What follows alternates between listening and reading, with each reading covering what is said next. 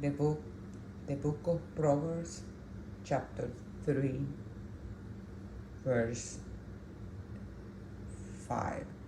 Lean on, trust in, and be confident in the Lord with all your heart and mind, and do not rely on your own insight or understanding.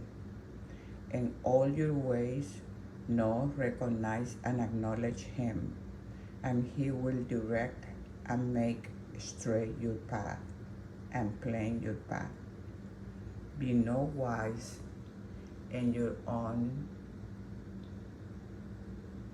insight. Be no wise in your own eyes. Reverently fear and worship the Lord, and turn entirely away from evil.